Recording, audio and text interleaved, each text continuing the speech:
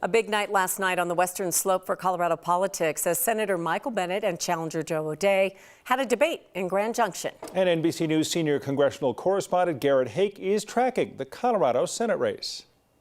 Last night's debate was the start of a big week in the Senate race with a debate last night, another debate coming up Friday, voters already dropping their ballots off and sticking them in the mail. We saw Joe O'Dea last night really try to focus on linking Michael Bennett to Joe Biden, talking about inflation that he said was the result of the Bennett-Biden policies. It was clear that he wants to run against a president who won this state by nearly 14 points. There may be limits to that strategy. Now, talking to voters out here on the Western Slope, there is something of a throw the bums out mentality when it comes to basically everyone in Washington. But, compared to some of the other states I've covered, like Nevada most recently, some of the things like the infrastructure bill, the CHIPS bill, some of the other activities of a Democratic-controlled Senate have been more popular in Colorado. And that's the kind of thing that Michael Bennett was trying to hold on to, trying to defend in the debate last night.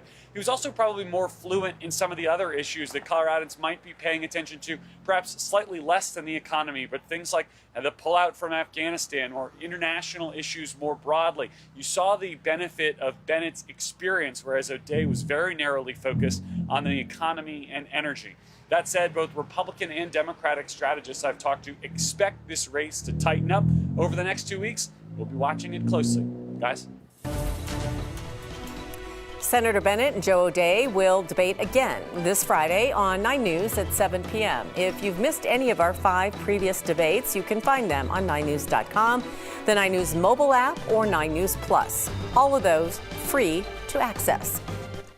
The head of the U.S. Department of Homeland Security is outlining what he sees as the main threats to this year's midterm elections. And today, Homeland Security Secretary Alejandro Mayorkas shared his concerns about threats to cybersecurity and the physical security of election workers, as well as the threat that comes from misinformation and disinformation.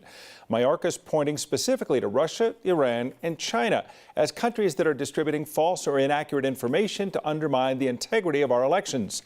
He also highlighted recent threats election officials have faced, noting the department is providing training and assistance and giving election officials information as well as intelligence to try to help them navigate those situations.